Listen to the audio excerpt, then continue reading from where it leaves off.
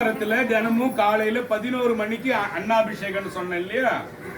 ஒரு பாட்டு ஒண்ணு சாமிக்கு பிரசாதம் வைக்கும் போது பாடுவாங்க. சிவனடியார்கள் எல்லாருக்குமே இந்த பாட்டு தெரியும். திருநாவுக்கரசர் போனாராம். எப்ப போனாராம்? கோயிலுக்கு 11 மணிக்கு போனாராம். அப்ப பார்த்து சிதம்பரம் நடராஜருக்கு இந்த சாப்பாடெல்லாம் வச்சு பண்ணாங்க பாருங்க. அப்ப பாடின திருப்பதிகம் தான் அது. அன்னம்பாளிக்கும் தில்லை சிற்றம்பலம் பொன்னம்பாளிக்கும் மேலுமி பூமிசை என் அன்பு ஆளிக்குமாறு கண்டு என்புற இன்னம் பாலிக்குமோ இப்பெரிய சாமி கேட்டாராம். சாமி, இந்த சாப்பாடு வச்சு பண்றானே பூஜை, இத பாக்குறதுக்காக எனக்கு இன்னொரு தடவை ஆயுசு கொடுப்பியா சாமின்னு கேட்டாராம். ஆயுசே வேணான்னு கேட்ட நால்வரு நான் உயிரோட இன்னொரு தடவை வந்தா இதை பார்க்கட்டுமான்னு நடராஜர்கிட்ட கேட்டாராம். சாமி, நான் உன்ன இந்த சாப்பாடெல்லாம் வச்சு பண்றாங்களே, இத பாக்குறதுக்காக இன்னொரு தடவை நான் பிறந்து வரட்டுமா சாமி? இதே பூமியில, எதே பூமியில? சிதம்பரத்துல, இங்க பாண்டிச்சேரியில கிடையாது, சிதம்பரத்துல பிறக்கட்டுமான. அதே போல பாருங்க, புனித்த புருவமும் கொவ்வை செவ்வாயும் குமிச்சிரிப்பும் பனித்த சடையும் பவழம் போல் மேனியில் பால் வெந்நீரும் இனித்தமுடன் எடுத்த பொற்பாதமும் காணப்பெற்றால் மனித்த பிறவியும் வேண்டுவதே இந்த மாநிலத்தேன் கேட்டார்.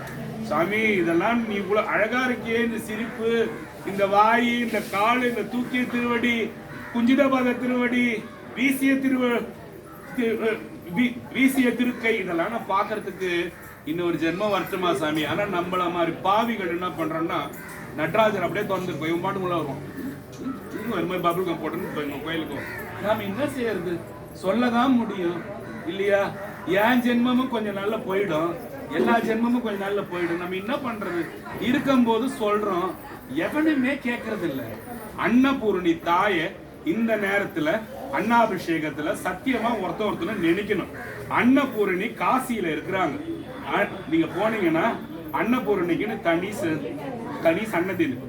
அன்னபூரணி சிவபெருமான் மேல தவழ்ந்து அபிஷேகமா ஆயி சிவனை குளிர வைக்கிற ஒரு நாள் தான் அன்னாபிஷேகம். அம்மா சாமி மேல அப்படியே குளிர்ந்து சாமியை மூடுறாங்க பாருங்க. இங்க பாருங்க, அந்த மாதிரி ஆவறதால அன்னாபிஷேகம் அவ்வளவு பிரசித்தியானது. ஏன் பிரசித்தியானதுன்னா, சாமி குளிர்ந்த நாள். நீங்க அந்த வேடத்தோட உள்ள வந்து பாத்தீங்களே, சாமி குளுமையா இருப்பார். அந்த நேரத்துல ஏன் சாமி அவர் குளுமையா இருந்தா எனக்கு என்ன, சூடா இருந்தா எனக்கு என்னங்க? அந்த நேரத்துல நீங்க கேட்கிற வரங்கள்ல சாமி தருவார். அந்த நேரத்துல நீங்க இப்ப எரிச்சலா இருக்கிறீங்க, உங்க பையன் வந்து அம்மா ஒரு 10 ரூபா 8 முட்டனா பாருன்றீங்க. அதே அவன் எல்லாம் சிரிச்சு நீங்க டிவியில ஏதோ சீரியல் பார்க்கும்போது டப்பால எவ்வளவு வேணா வாரின்னு போடான்றீங்க. அதுதான் கதை. இத மாதிரி இருக்கிறதுக்கு தான் நம்ம என்ன பண்ண, சாமி சந்தோஷமா இருக்கிற நேரத்துல சாமியை வந்து பார்க்கணும். நம்மளுக்கு 7 லோகம் சொன்னேன், அந்த லோகத்தை யாராவது ஒருத்தவங்க ரிப்பீட் கொடுத்தீங்கன்னா நான் கொஞ்ச நேரம் பேசுறதுக்கு நல்லதுன்னு எனக்கு கொஞ்சம் நினைப்பேன். யாராவது ரிப்பீட் தரலாமா, கொஞ்சம் டேலண்ட் முயற்சி பண்ணலாமா? வேணாம், அதை விட்டுருங்க சாமி, வேற ஏதாவது பேசிட்டு போங்கன்றீங்களா? வேற ஏதாவது பேசலாமா, வேற விட்டுலாமா? உங்களுக்கு மோஸ்ட்லி இப்ப இந்த அன்னாபிஷேகம்னா என்னன்னு கம்ப்ளீட்டா சொல்லிட்டேன் இல்லையா? ரிப்பீட் போடலாமா? ரிப்பீட் போடுறவங்களுக்கு கொஞ்சம் அப்படி இப்படிமா இருக்கிறவங்க கரெக்டா உட்காந்துக்குவீங்க. சந்திரனுக்கு வந்த சாபத்தை போக்கிக்கிறதுக்காக திங்களூர்ல போய் கைலாசநாதரை போய் சந்திரன் வேண்டி விரும்பி கேட்டான்.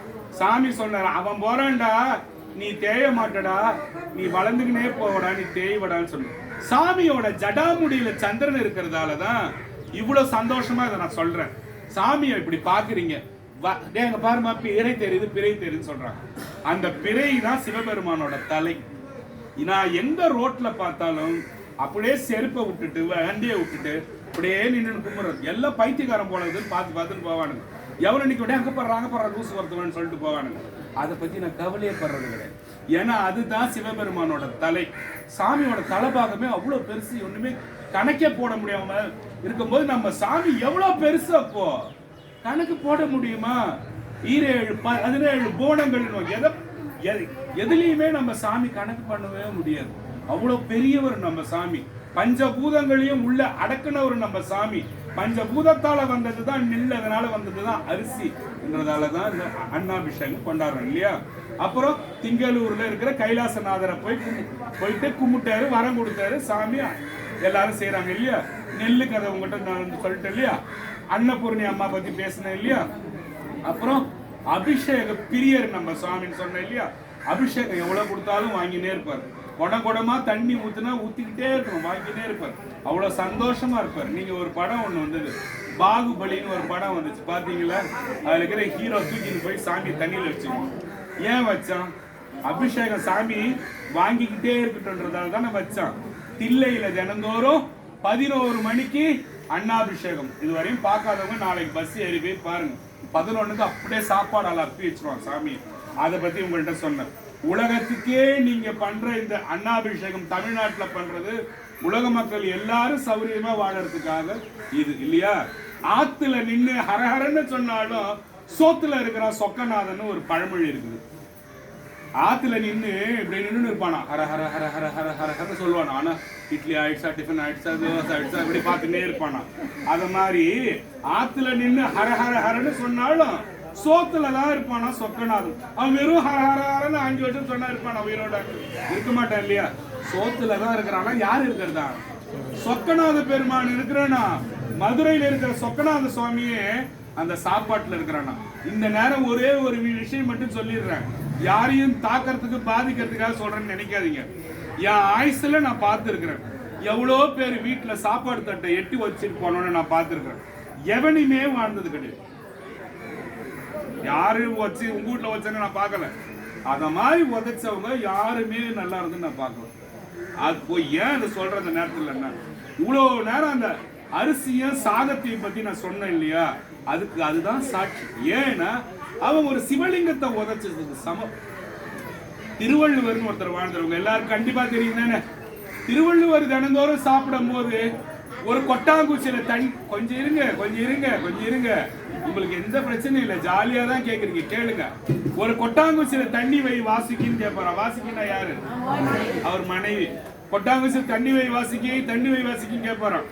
தினமும் அந்த அம்மா வைப்பாங்களாம். ரொம்ப பக்தியான வீட்டுக்காரம்மா வாசிக்கின்றவங்க இல்லையா. இப்பயோ வாசிக்கு போல நிறைய வீட்டுக்காரங்க இருக்கிறாங்க, இல்லைன்னு சொல்லவே மாட்டேன், சத்தியமா இருக்கிறாங்க.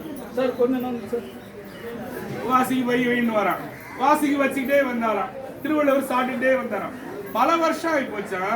வாசிக்கு கேட்டாங்களாம், எங்க அந்த கொட்டாங்குச்சில தண்ணி வைக்க சொல்றீங்களா தினந்தோறும், குடிக்கவும் மாட்டீங்க, தூக்கிட ஊத்திடுறீங்க, ஏன் அது வைக்க சொல்றீங்க என்னன்னு. பக்கத்துல ஒரு ஊசியும் வந்து வைக்க சொல்லுவாங்க.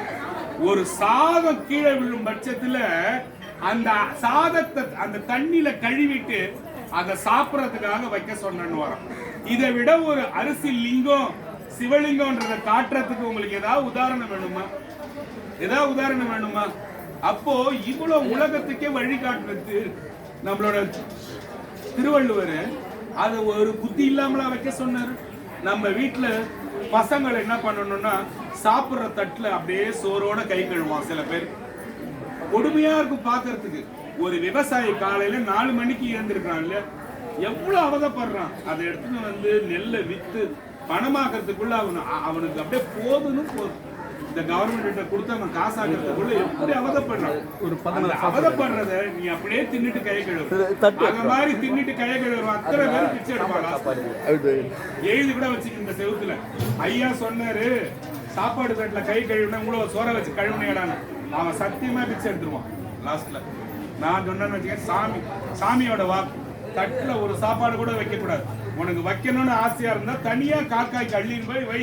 சாப்பாடு ஒரு குண்டா சோற வை, அது சிந்துதா போனா போகுது. ஆனா இருக்கிற தட்டை நீ மீதி வச்சுட்டு கை கழுவுறதோ. அண்ணாபிஷேகத்துல என்ன செய்தி சொன்னீங்கன்னு கேட்டீங்கன்னா, தின்ன தட்டுல சாப்பாடு நீ தனியா வைக்கணும், கை கழுவும் போது அரிசி இருக்க கூடாது, வேணாமா கொஞ்சமா போட்டுக்கோ போட்டுக்கீங்க. அத மாதிரி அன்னத்தை வீணாக்கணும. கடைசியில பெட்ல போய் கிடப்ப சோறு கொடுக்கறதுக்கு 4 பேர் 4 நாளா எவனும் வரமாட்டான். காஞ்சிக்கினே கிடப்ப. ஒரு வயசு சோறு கிடைச்சா போதும்பா, பழிச்சுக்குவோம் பழைக்கவே மாட்டேன். கிடைக்கும் கிடைக்காது. நான் சாபம் தரல, இன்னையில இருந்து அந்த தப்பை செய்யக்கூடாது. நம்ம மக்கள் தெரிஞ்சோ தெரியாமலோ இதுக்கு முன்னால செஞ்சிருந்தா அன்னதுவேஷம் உங்களுக்கு வருது தோஷம் சொன்னால அந்த தோஷம் வரும். இது உங்களுக்கு தெளிவா இருக்குன்னு நினைக்கிறேன். போதுமா? இது ஆளை விட்டா போதுன்றீங்களா?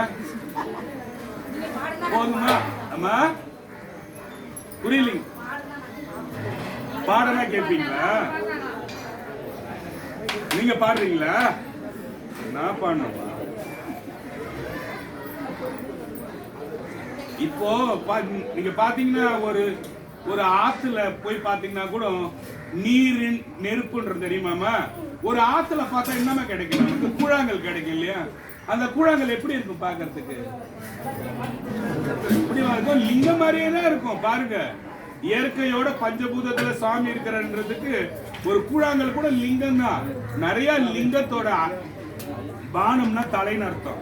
பானம் எல்லாமே காசில இருந்து ஹரித்வார்ல இருந்து அங்கிருந்துலாம் எடுத்துட்டு வந்து தான் வைக்கிறாங்க. அந்த சிவலிங்கத்தோட பானம் எல்லாம் நீங்க நார்த் இந்தியால போய் பாத்தீங்கன்னா, வடநாட்டுல பாத்தீங்கன்னா சாமியோட தலை இப்படி இருக்கும், கூழாங்கல் போல இருக்கும். பாத்திருக்கீங்களா? அது எல்லாமே சாமி தான் இந்த பஞ்சபூதம். இந்த பஞ்சபூதத்துக்காக நம்ம சொல்ற வார்த்தை என்ன? கோயில்ல நமச்சிவாய். நமச்சிவாயில தான் இந்த பஞ்சபூதமே கலந்து இருக்குது இல்லையா? என்ன பாட்டு இல்ல வேற ஏதாவது செய்தி யாருக்காவது வேணுமா?